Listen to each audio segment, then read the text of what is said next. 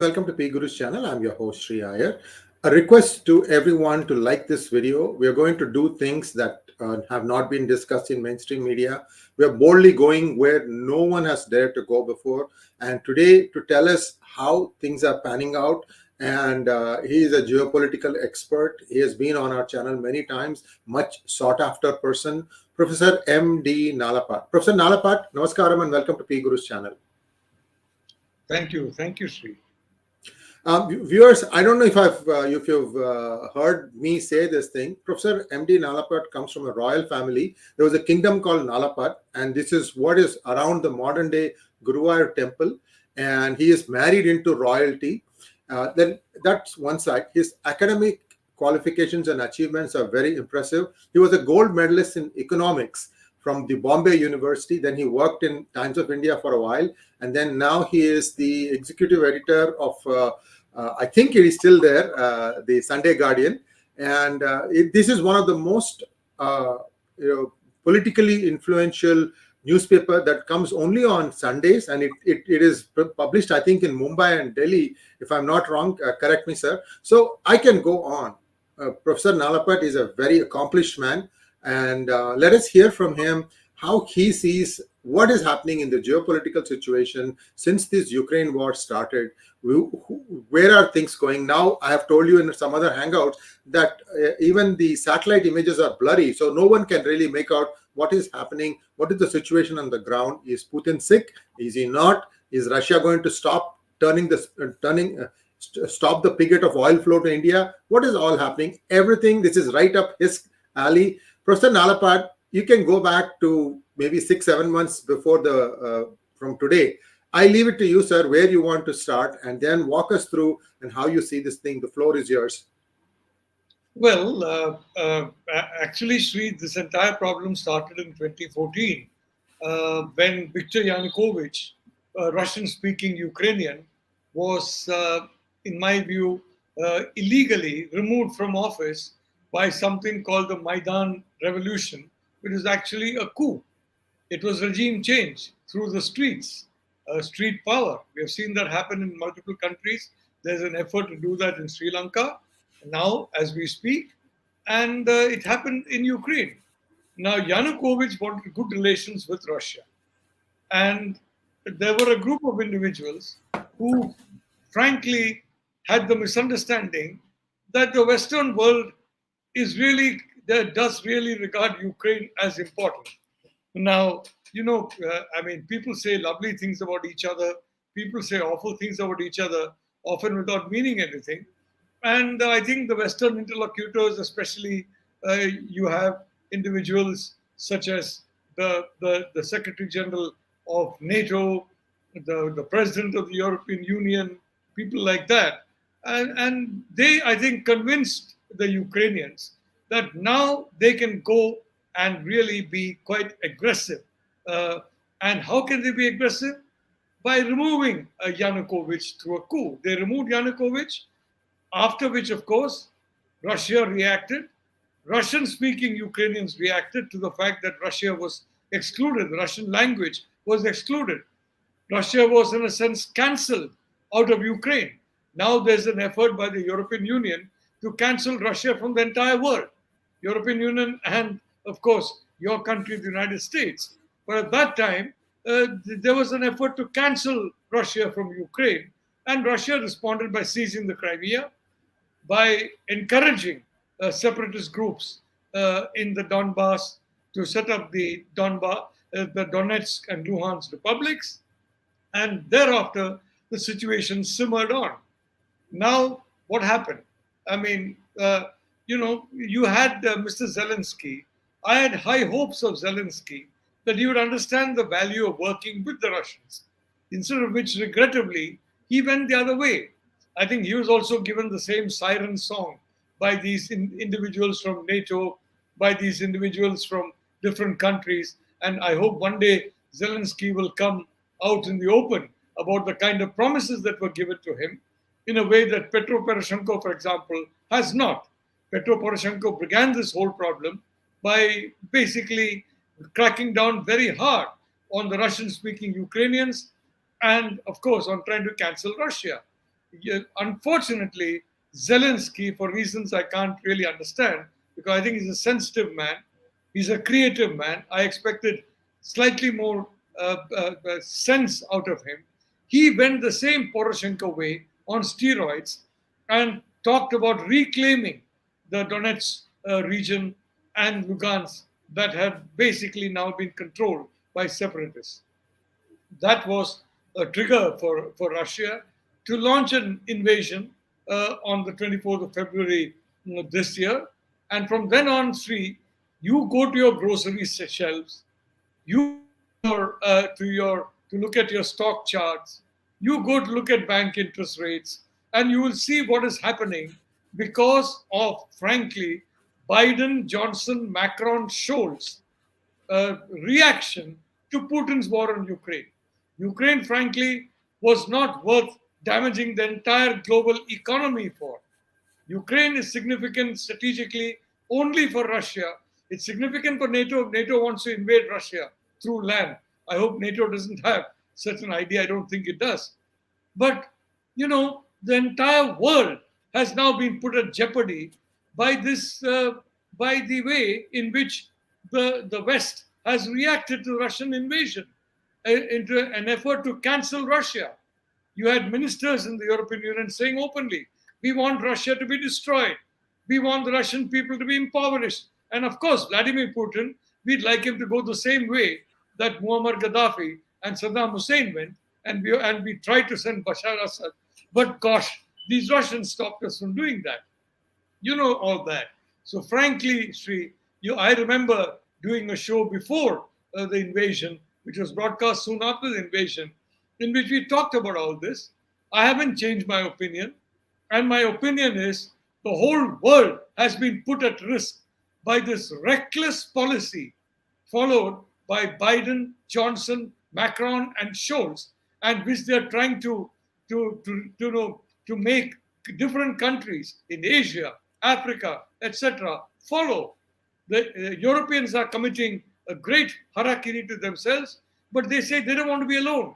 They want Asia to join the harakiri. They want Africa to join the harakiri. So they're egging Asia and Africa to go the way they have gone. And frankly, Sri, it's a terrible situation, and it's going to get much worse, very much worse. And the whole question will be, more and more people across Europe, across America, are going to be asking their leaders, for God's sake, was all this pain and suffering worth it? And Ukrainian people will finally ask Zelensky and Poroshenko, you tried to cancel Russia from Ukraine, and now Russia is, in effect, canceling Ukraine. So what was it? Was it worth it? I said in that initial thing, if you remember, that it will be a horrible mistake if the West responds in this way. The West responded in this way, and now there's no need for me to tell you the mistake. You are experiencing it.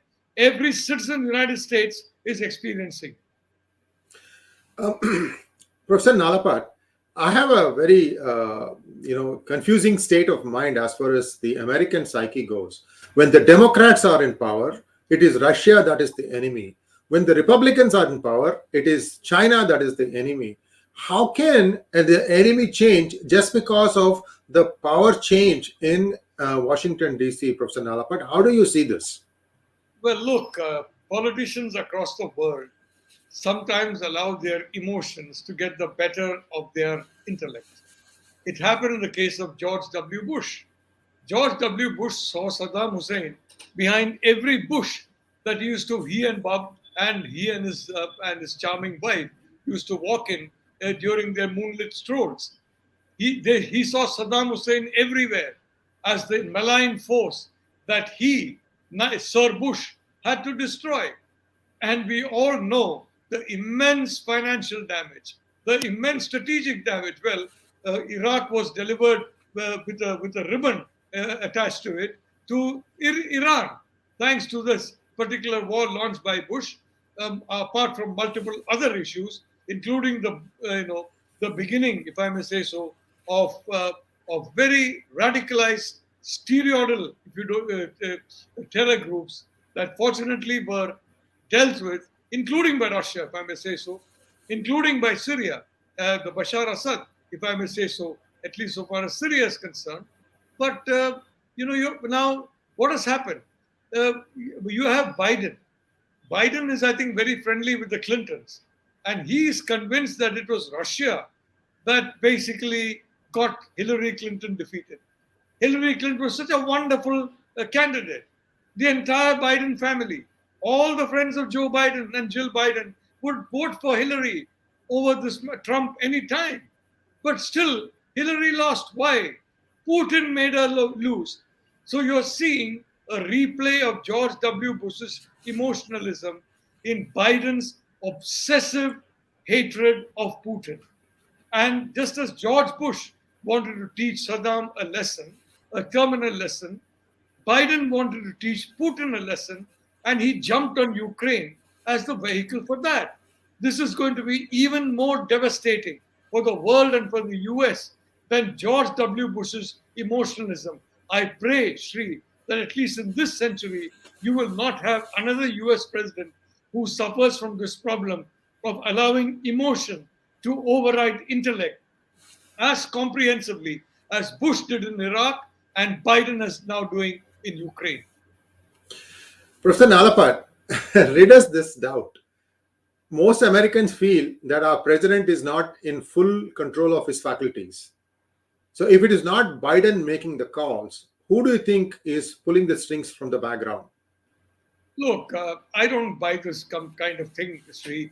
You're falling for this great theory that after 75, you become progressively less and less the thing, almost moronic. Frankly, these kind of calendar calculations are childish, juvenile, and infantile. You can have people who are 35 who are morons. You can have people who are 85 or 95 who are very, very smart. I mean, K.P. Keshav Menon, the chief editor of Mathrubhumi, was in his mid-90s, and he was an excellent. My own grandfather was in his 80s. They ran it very well.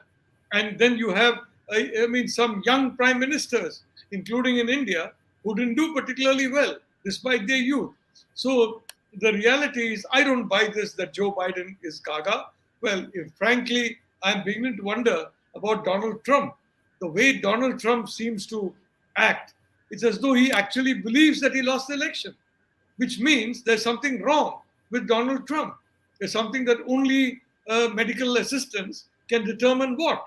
So forget Biden. I think you should be worried about Trump, because Trump is today a major force in the Republican Party. And I am convinced that this conspiracy was, if you start from the foundation, the January 6th conspiracy, that Donald Trump wanted to overthrow the results of a legally constituted election. My view is that Donald Trump may have believed that he was the legally elected president. And in his mind, it was not a conspiracy. It was saving the country from conspirators who engineered a fake result. I'm reasonably convinced, based on multiple, a lot of time watching watching Trump. I'm convinced that he really believes this rubbish that Biden lost the election. So all I can say is I don't buy that about Biden. The problem with Biden, poor chap, he hasn't outgrown his senatorial years. As vice president, frankly, you do no work at all. You have given all kinds of make work, and others do it for you, and you sign. But as a senator, his mindset is still Cold War 1.0 between USSR and US. And now it's US versus Russian Federation. It's Biden, Knight Sir Biden, like Sir Bush versus the evil Saddam. Sir Biden against the evil Putin. And this is what you're seeing happening. And the sad truth is, Biden believes, apparently, that Europe is the center of the universe, together with the United States. That Europe is still the fulcrum of global geopolitical power. The Atlantic is still the geopolitical center. He doesn't seem to have got the memo that this is the 21st century. It's no longer Europe, it's Asia, it's the Indo-Pacific. Because if we had that memo, the last line would be, President Biden, you're now in Cold War 2.0. It's no longer Russia. which frankly is a tiny little economy, and which frankly is 1/10 of the threat that China is, if it's a threat at all, which I'm inclined to argue this matter. It has become a threat, but it need not organically be a threat. But that is the problem. And today, and you're seeing, for example, the defense secretary of US meeting the Chinese defense minister.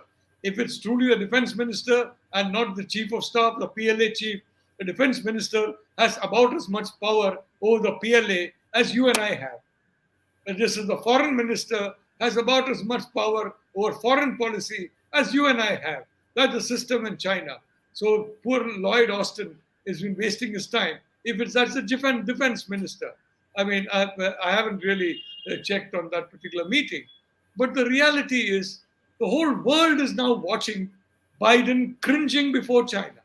The Europeans cringing before China. Boris Johnson is on his knees.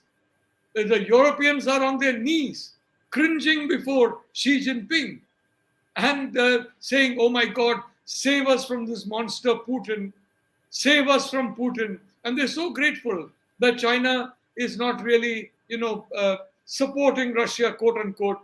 China is buying hundreds of billions of dollars worth of Russian resources. If that's not helping Russia, I wonder, what is helping Russia? Sri, what has happened to the leaders of the West? What has happened to them? They're allies. I've gone to all these Western countries. I love these countries. I love their people. I want them to be allies of India. What has happened to your leaders? Well, two things, one observation and one question to you, Professor Nalapat. My observation first is the November elections haven't even happened yet. And already Democrats are saying that the Russians are going to steal the elections in 2022. What you forgot to mention, sir, is in 2016, the same Democrats squealed that Trump stole the election. I'm not taking any sides. I'm an independent, Professor Nalapat. Every party seems to point fingers at the other party, saying that you stole the election. Let us set that thing aside. This was an observation. So my second question to you, sir, is if Indo-Pacific is indeed that significant in the global theater, please tell me it is just China or China and India.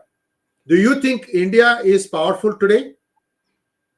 Well, first of all, Sri, I don't believe that Russia or any other China or any other country can, as of now, seriously impact a US election. Oh, they can. Sorry. I disagree with that. Let us move on from that point of view. I've written a book about it, sir, how it can be stolen.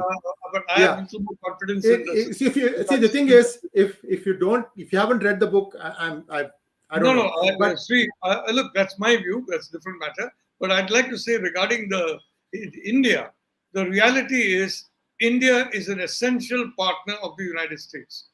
The United States needs India to ensure a free, open, and inclusive Indo-Pacific. In the same way, we need the United States to have a free, open, and inclusive Indo-Pacific. That is why I'm happy to see that after a lot of comments they made when they were out of power, both Biden and Kamala Harris, and have basically understood the significance of India once possibly they were briefed. The problem is that in Joe Biden, I think in Secretary of State Blinken, in definitely, in Jake Sullivan, may not your defense secretary, Lloyd Austin, but the reality is that they're Europeanists. For them, the world revolves around the two sides of the Atlantic. It doesn't. First of all, it revolves around its axis. But today, the geopolitical pivot is not even Europe. It's Asia. And if you want to add it, okay, Eurasia. But it's not Europe anymore. It's not the Atlantic anymore. And this is something that in which India is a very significant player. Without India's active involvement, China cannot be prevented from exercising hegemonism, including Question, sir. Yeah. Go ahead. Finish it, please. Finish it, please. I'm sorry. No, I no, thought go you were ahead. done. No, the fact is that the Ukraine war is frankly the best thing that anyone could do to China, because China is now taking advantage of this war and this obsession with Russia and with Putin to try and intimidate people. Now, Taiwan, for example, they're intimidating Taiwan left, right, and center. The United States, as I understand it, is not sending the kind of weapons to Taiwan that Taiwan needs. It does not. If you look at what is given to Ukraine, and that too free of cost, the Taiwanese are going to pay top dollar, possibly a markup for every weapon that they buy for the security of the entire democratic world. You're not doing that. So, what message are you sending to China? You're given so much of help to Ukraine. You obviously regard Ukraine as more important than Taiwan. It's European. Taiwanese is not European.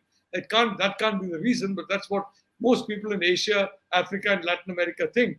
And you know what has happened to the Summit of the Americas when Biden unilaterally, without consulting any other country in America, in the continents of North and South America, cut off 3 countries from attending. Who is he to do this? He's not a king of the Americas. America cannot be, the United States cannot take unilateral decision. They don't do that in the case of Europe. They try that in the case of Asia, including on ordering people, stop buying oil, stop buying this. Look, Sri, the Russians have got something called GNR, gross national resources. Then Europe is shooting itself in the foot by denying itself access to Russian resources. And may I point out, half of Europe is Russian, half of Asia is Russian. Asia is not going to make that mistake. Europe made a mistake. The United States wants Asia to make that mistake.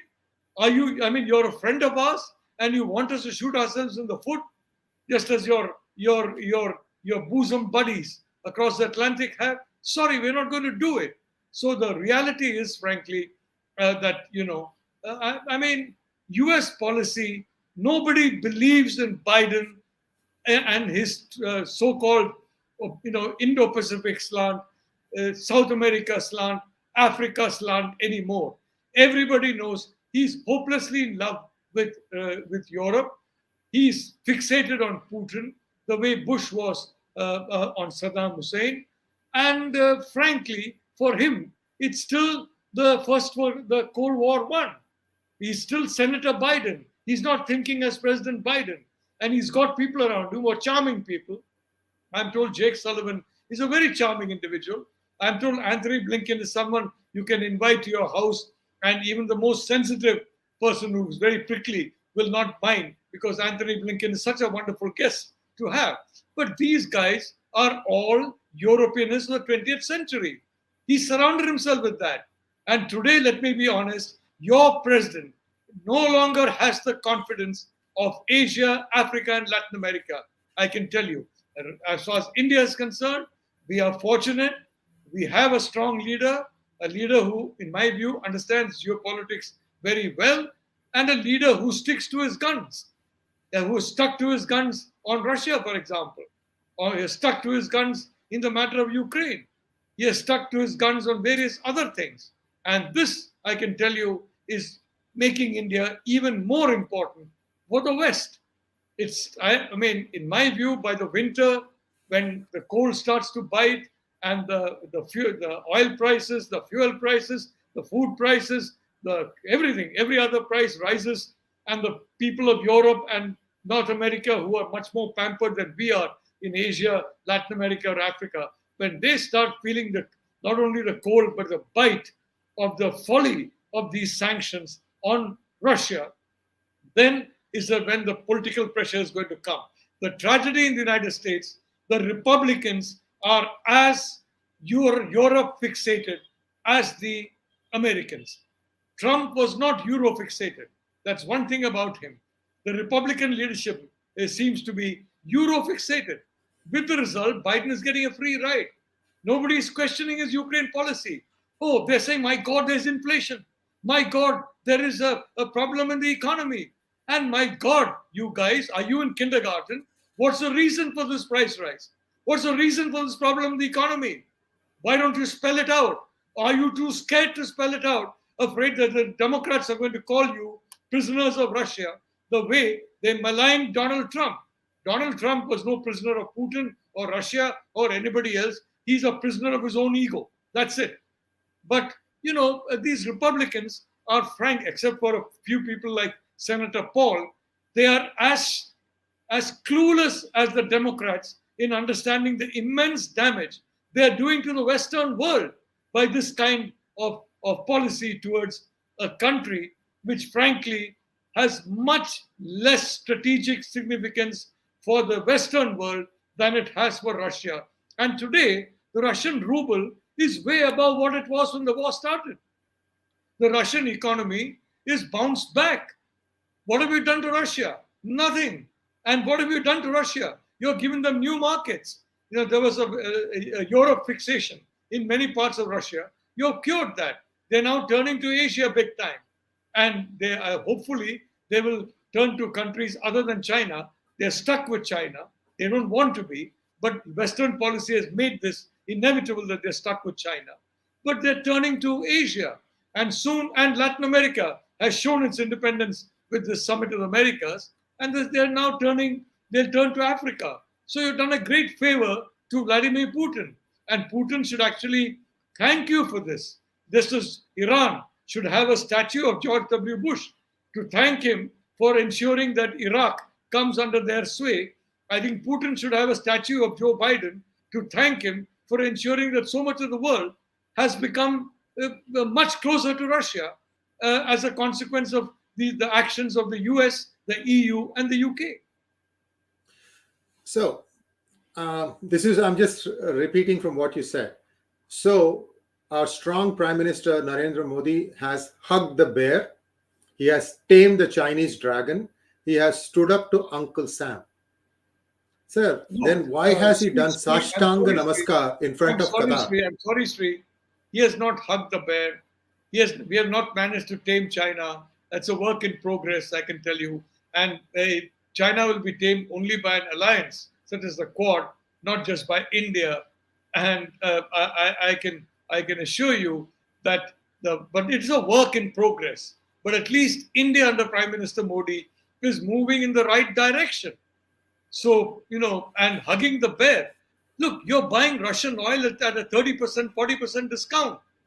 If I buy it at a 30%, 40% markup, as is the case when I buy so much of US oil, and you talked about that in one of your shows, you forget to mention the price of US oil as compared to Russian oil today. I mean, how are you hugging the bear when you're taking advantage of cheap commodity prices? I don't see how that's happening. Question, can I ask you a question, sir? Please. What is the trade agreement between Russia and India? What currency is India using to get the crude? Look, these are questions you'll have to ask the finance ministry. And I'm not in the loop on any ministry, I can assure you. But if all these policies are having a terrible impact on confidence in the dollar, now about 50% or half of world trade is now carried out in dollars. Before this invasion, it was a little higher. It was about nearly 55 or 56%. And 30 years ago, it was 90%, 95%, 99%. So people are becoming nervous about holding the dollar because tomorrow, Biden may sanction any country. Biden may sanction any group of individuals. You're taking away property from individuals who got passports from countries other than Russia just because they know Vladimir Putin. So, you can invent some phone call between a person and some leader whom you don't like and say, look, this shows that he's part of that camp, and completely take his assets away. You have driven a stake, and Johnson has followed you in driving a stake through the rule of law and through due process. And the UK was the home of the rule of law. The US was the home of due process, and you have really weakened it significantly by the actions that you're taking against individuals simply for this terrible crime of quote unquote knowing Vladimir Putin. Okay, thank you very much, Professor Nalapat. We have to take questions now. But before that, I just want to give one last observation, sir. If you start looking at the Biden regime administration, the first thing they did was to abandon a lot of weaponry in Afghanistan. And then now they are going all in into Ukraine. The only thing I can make conclusion based on all these things is that Mr. Biden had to pay something for the arms lobby of United States, which is extremely powerful.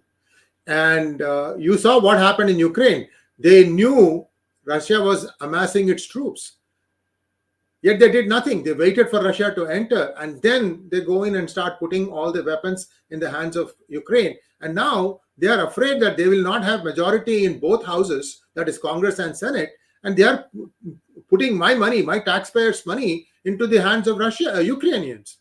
And even common man on the street is being asked to take up arms. They don't understand what kind of an implication that will have. Anyway, that is just my problem, sir.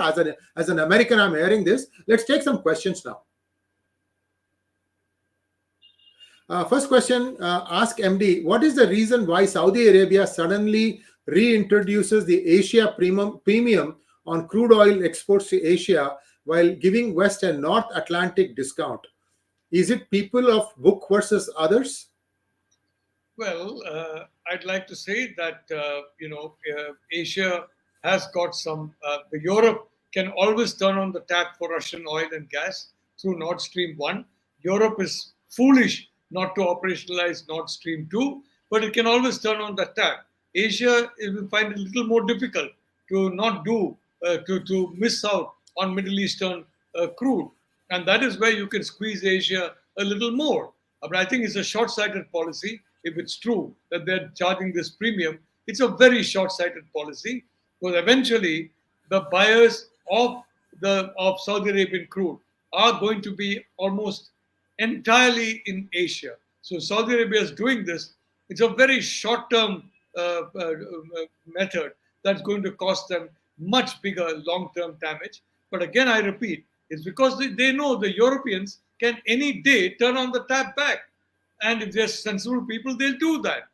But if they rely on their emotions rather than their intellect, they will not do that. So how long can Saudi Arabia believe that European politicians will just act in this emotional fashion?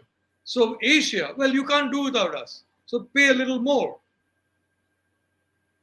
Next question, please. Mr. Lee again. Twitter data analysis has shown that it was the Muslim Brotherhood who orchestrated the Twitter storm against India. Is there any smoking evidence that the US was behind it? Look, I don't believe that the US was behind it. And if you talk about the US, you're talking about more than 300 million people, number one. And number two, I happen to believe that Nupur Sharma made remarks that were totally irresponsible in a realistic context. Even if those remarks had been made in Denmark or the Netherlands or the UK or anywhere else, they would have caused a huge problem. You've seen what happened to some movie show in which there was basically the Sunni individuals protested because the show was done by a Shia. It is not even, it is intra-Muslim. So frankly, I think Nupur Sharma harmed her party very badly. And I'm glad the Prime Minister ensured that decisive action was taken. As far as the Twitter storm is concerned, yes, they were waiting for this to happen. And, Sri, I've talked about this. I would request this gentleman to search for my pieces on the Sino-Wahhabi lobby. Yeah. The Communist Party of China and the Wahhabi International are partners together. They both help each other. They both reinforce each other. And China, of course, is an equal opportunity country. So it has its linkages with the communists also.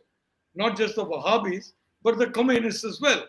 It's as close to the communists, or probably not as close, but close. So this is it's not rocket science that they would do this. Now, my point is, now you got a meeting in Geneva of this Human Rights Council. Look, you got some very articulate voices in Gilgit-Baltistan, in Pakistan-occupied Kashmir, who escaped with their lives And now they're all over Europe because India and the previous governments would not give them shelter. Identify these people. I mean, send them to Geneva. They're all in Europe. It's a very short flight from any part of Europe to Geneva, and make some, some. I mean, I'm sure you'll have many wealthy NRIs will be happy to fund them, and make them talk about the terrible human rights violations in Gilgit-Baltistan, in POK, and then more importantly, or equally importantly, the extermination of minorities in Pakistan, the steady downsizing of minorities in Bangladesh, and of course the extermination of minorities in Afghanistan. Why aren't there dozens and dozens of people demonstrating? Why are only the Sino-Wahhabi people demonstrating against India? Why can't the people who are talking about the real threats to global security, the Sino-Wahhabi lobby, and what is happening in Pakistan? Extermination of minorities, frankly. Oppression of Baloch, Sindhis, Pashtuns terribly oppressed now. And nobody's talking about that. Nobody's talking about what's happening in Bangladesh, in village after village. Nobody's talking about what's happening in Afghanistan. The Taliban are moving house to house, systematically taking care of. I'm using the euphemistic words, taking care of. If you're in the US military, you'd probably say neutralized. Taking care of every individual whom they have evidence left behind by the Americans and by NATO, or who of having materially helped the NATO forces.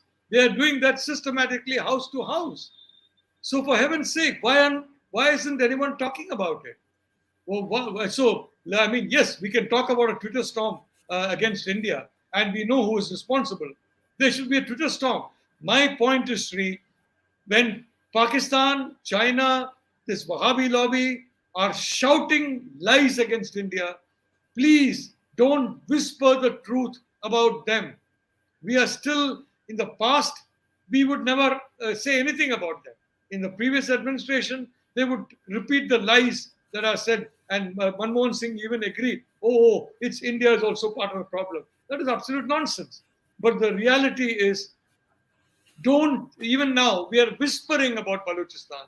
We are whispering about extermination of minorities. We are whispering about so many horrible things that are happening. We should be shouting about it. Or rather, people who know these things, who have experienced these things, should be shouting about it in Geneva and drowning out these liars, which they don't do. So please understand one thing. It's definitely partly our own fault that we are not really getting a sufficient response to this kind of lies. Before we take the next question, I wanted to put some context here about your observations, Professor Nalapat. Viewers, yesterday I had published the data of the atrocities committed on the minorities in Pakistan. This is an official data, and I spent about 10 minutes going over the numbers and where are the areas. Many of them have the perpetrator's name also. And yet nothing is going to happen because the Muslim Brotherhood, through all its tentacles, has taken care of the one organization in the United States which can raise a voice, which is the USCIRF. But our attempts are continuing. You can do me a huge favor. That thing should have gone viral. That has not gone viral. I'm going to add the link to that in the description of this video. Please do watch it. And if you understand the importance of what has been published there, please do share it among your friends and family. Professor Nalapat, second thing, I am reading America's laws. There is a bar brawl. Friday night, there is a bar brawl and people are beating up each other. When the police arrives at the scene, what they do is they figure out who threw the first punch. Sir, I completely disagree with you on your observations about Nupur Sharma. This is a free-for-all debate. You and I have had debates where I have taken on some people and you have come in to cool the tempers down. We both were there in that debate. My point in saying all this, sir, is in the heat of the moment, in a democracy where there is reasonable freedom of speech. The reason why I'm saying reasonable is freedom of speech is within bounds. Quoting from hadith, I don't know how that was irresponsible. Maybe she didn't say, I am quoting hadith number this. But I don't see how she could be penalized because she did not throw the first punch. Let's go to the next question, please. Look, Sri, frankly, this throwing the first punch is something which is a ridiculous idea. If it is the American police, it's a ridiculous idea. I'm not sure you do it. And Sir, it's very effective, sir. You may not agree with me. It is very effective. Not only do I not agree with you, I fully agree with the stand taken by the BJP, and I'm reasonably certain the process of law will take its own course. And may I point out one thing, Sri? I am against arbitrary arrests. In fact, arrest should be a last resort. I am for freedom, if I may say so. As someone who was locked up during emergency, I know the pain of being locked up. I know the pain of arrest. So I am against arbitrary arrests or arrests in that matter, and except the rarest of rare cases. But I mean, the person you have so many times has said so and so should be arrested, so and so should be arrested, and many are being arrested. So the problem is, therefore, when you have a culture in which arresting becomes second nature. It's there in the United States. Shooting is now second nature. If you don't like something, take out a gun and start shooting. In India, unfortunately, filing an FIR, throwing someone in jail is so common, has been common for decades. So let's be honest, frankly, Sri. There have been a lot of arrests in India.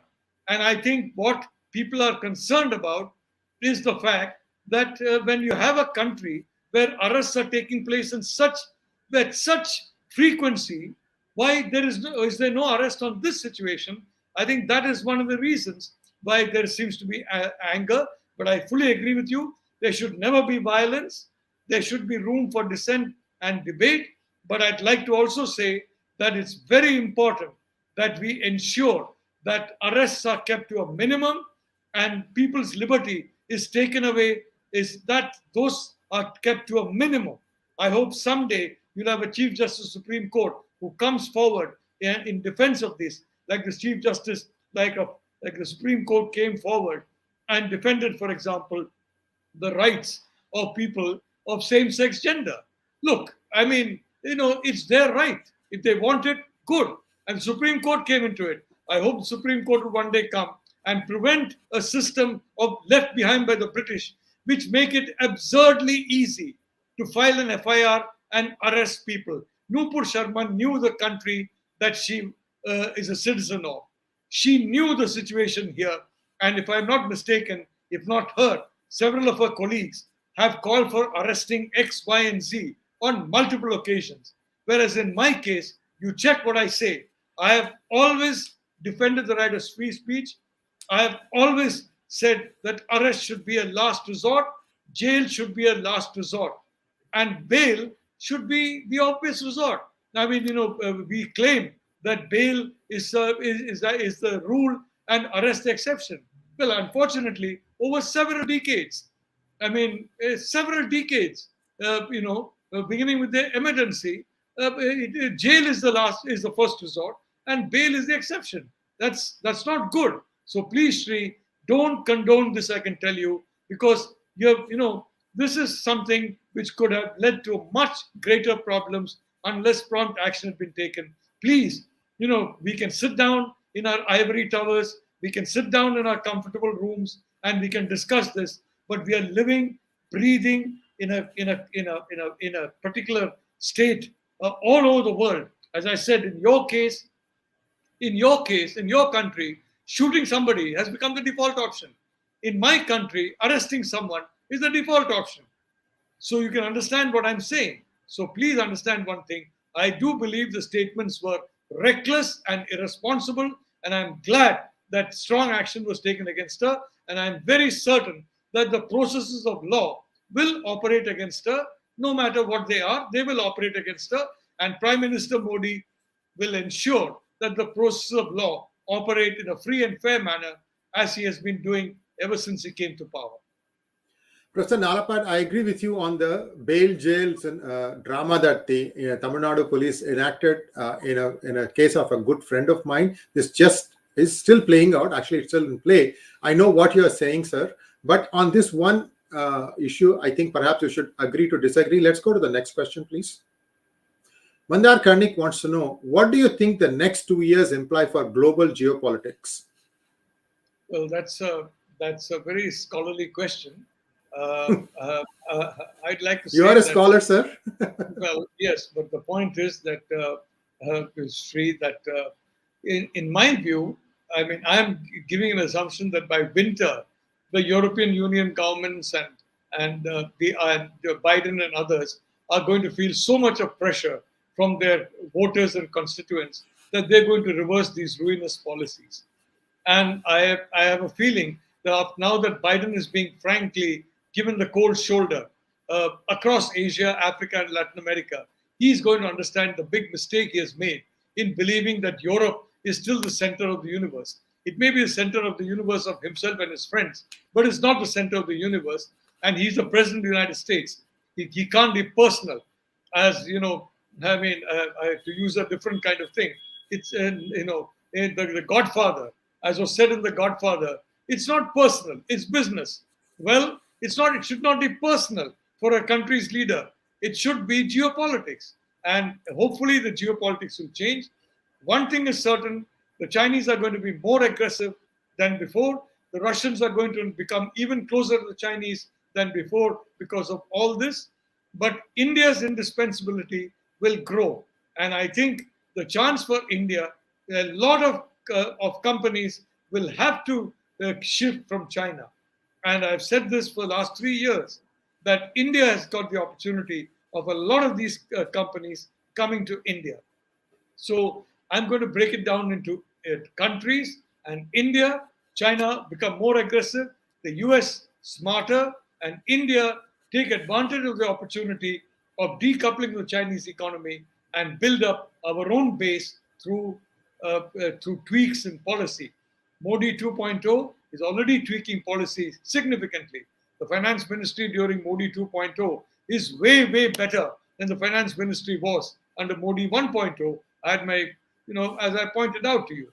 But I am hoping that India, this golden opportunity will come, that has come, will be taken advantage of by India. In which case, 2-3 years, great. That will see the process being launched. And takeoff will be in about 2 or 3 years' time, in which India becomes the alternative hub to China in a lot of production platforms. Next question, please. Rahul Kulkarni wants to know, looking at Biden's behavior, it seems like he's more loyal to China than US. 1 million plus US citizens died in COVID, but no action on China. Government, corporates, media, everyone is loyal to China than US citizens. Your thoughts, sir? Well, I was disappointed, frankly, and I mentioned this publicly. You can track that Biden's downfall has started from the time that absurd report came out from the so-called Presidential Commission on the Origins of COVID. It could have been written by Xi Jinping, frankly. It is a completely wishy-washy report, and it was obviously covering up for China.